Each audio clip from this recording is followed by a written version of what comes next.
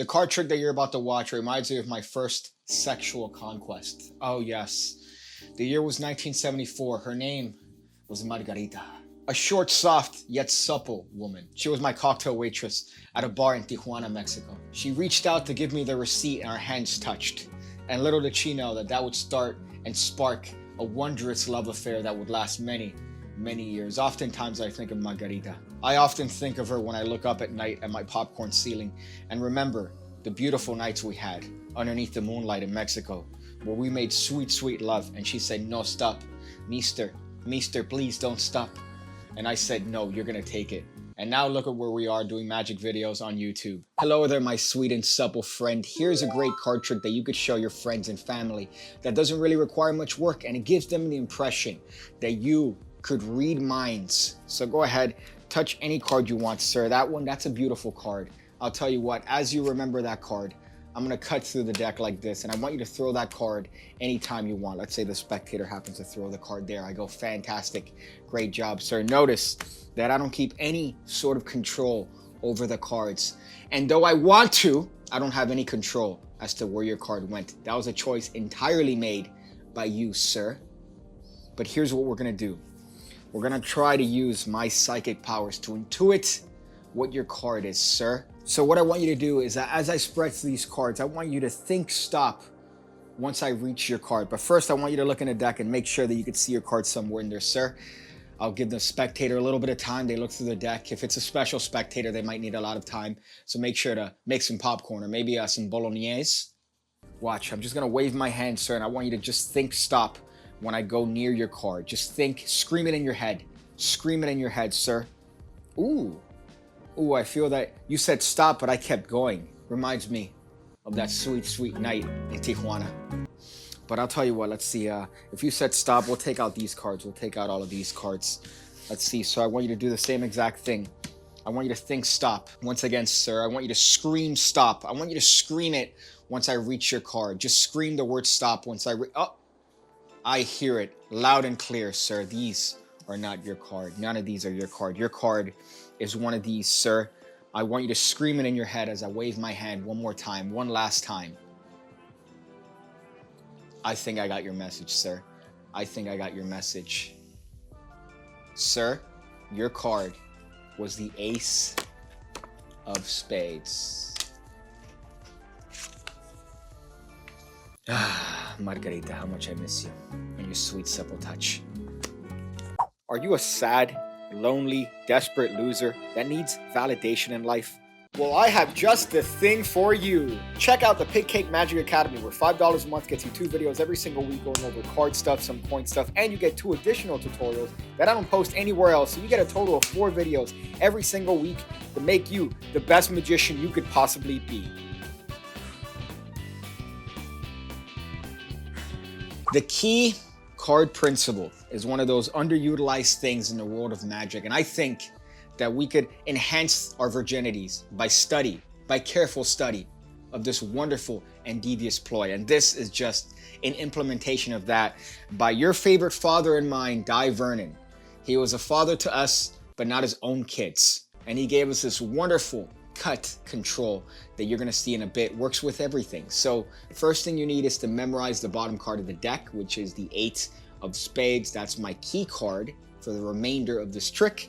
And the spectator is going to touch any card they want. Let's say they happen to touch that one, which happens to be the King of Hearts. So now all I'm going to do is I'm just simply going to cut, I would say maybe 13 cards. So I'm going to swing cut with my dirty, disgusting finger, approximately 13 cards, and then keep a pinky break separating both halves. Well, technically this is a fat half, I would say. So it's not really halves, more like separating that small chunk from that big chunk.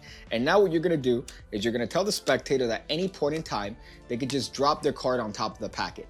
Now you emphasize drop their card on top of the packet because you don't want the spectator to shove the card on the inside, as has happened to me many, many times. So you wanna tell the spectator, as I'm cutting through the cards, just drop your card any point that you want. And of course, the spectator is gonna drop it at any point that they want. And here, all you're gonna do is whenever they drop the packet, you're not gonna stop, but you're gonna grab all the cards above the break, and you're gonna place that key card right above the card they picked.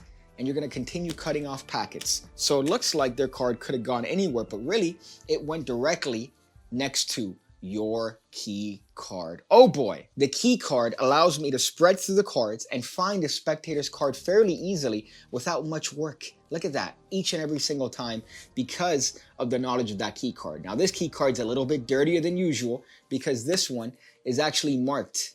If you can notice the edges there, I pay no attention to subtlety.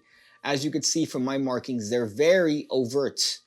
You can see that I have a pen mark on both corners, on both diagonal corners.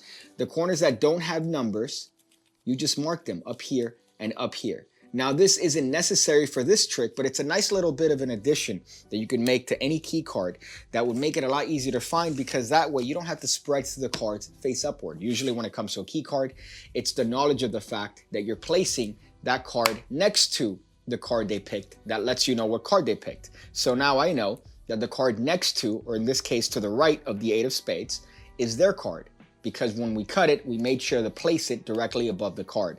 Now when you do that with a marked key card, you could actually spread through the cards face down, and all I'm looking for is that dirty, disgusting marking.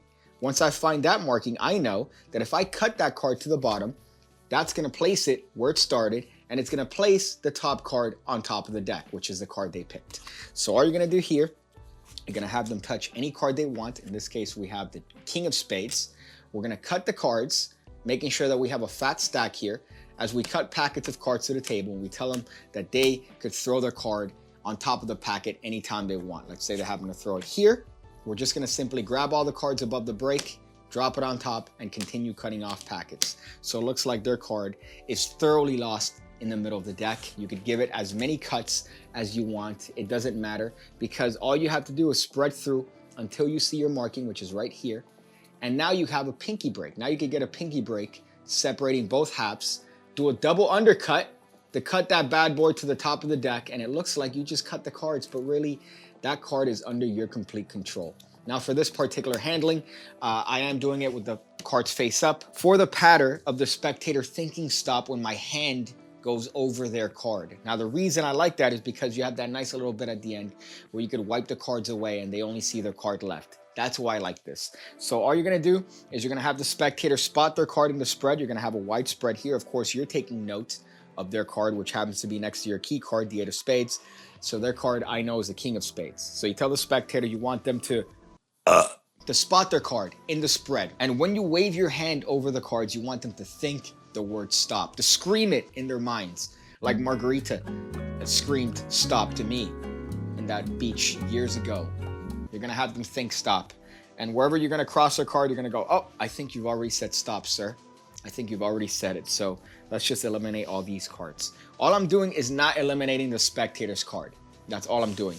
So when I spread the cards, I'm just waving my hand over and stopping where the spectator is gonna ostensibly think stop, which is right next to their card. Of course, you're gonna pick a spectator that's gonna go with you and is gonna help you out, because you don't wanna pick a spectator that's gonna think stop randomly and then they go later, hey, I actually thought stop on a card that wasn't mine. So you're a dirty, disgusting liar. So you wanna make sure to pick a spectator that's actually going to go with you here. So you're gonna wave your hand over and go, oh, I feel like you've said stop, sir. You take out a bunch of cards, of course, making sure not to take out the spectator's card. Now here, one thing that I like to do is I like to make sure that their card is actually on top. The reason for that is because what you're gonna do in a moment is you are just gonna say to the spectator that you want them to think of their card, say it over and over in their head. You're gonna just wave your hand, but you're gonna press down with your finger on their card, like this. So their card is the only one showing. It's a nice, neat way of revealing the fact that you found their card. So otherwise you would just go, hey, think stop. Oh, right here, is that your card? So I like this nice, elegant approach where their card is on top. Their card is on top, and you just wave it over and dismiss those cards. Now, if you have a nice surface, you don't actually need to put your finger down. You could actually just wave those cards over, and that's gonna be the card that stays there. You get what I mean? But it depends on the surface. Usually you're gonna have to put your dirty, disgusting finger on that card and wave up the other cards so that now that's the only card that's left on the table. That's how I like to end this particular reveal when it comes to having the spectator think stop. But the key card is one of those underutilized things in Magic. You guys really dismiss it because it's not one of these weird controls that involves getting the cards in longitudinal tenkai palm. So therefore you dismiss it, but it's super easy. And especially if you have one that's dirty like this one, it's easier to use because you don't even need to spread the cards face up. You could find their card with the cards face down, which is extra deceiving because look at this fair handling. I could immediately, after cutting the cards, show my hands to be empty, spread the deck, there's no control whatsoever, spread the deck in my hand, and by virtue of spotting that card and just giving the deck an innocent cut, their card is on top of the deck. That would have been their card, so stop. So that's the key card and this wonderful think stop card trick. My friends, we've reached the end of the video. We've reached that point where you've probably clicked away.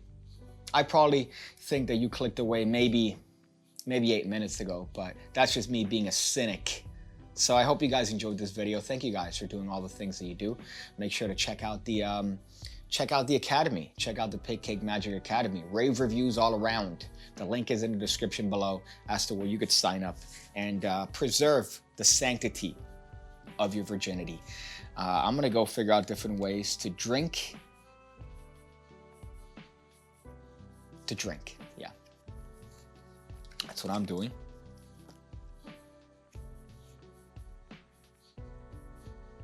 How you doing? What are you getting into? I've been trying to trick YouTube into thinking that this channel is better than it actually is by making polls frequently, by now taking advantage of making YouTube shorts, right? That's a nice way of tricking the algorithm. I'm trying to make YouTube think that this channel is better and not dying. Oh boy, it's dying. And I'm just clinging on like Leonardo DiCaprio in Titanic, which by the way, he could have fit Kate Winslet.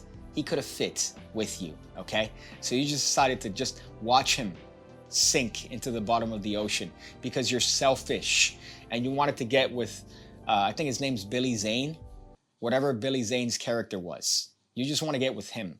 By the way, I have a movie review that I put up years ago called Magic Man, where Billy Zane is actually one of the main characters. And one of the actors actually commented on the video. You might want to check it out. It's one of my favorite videos.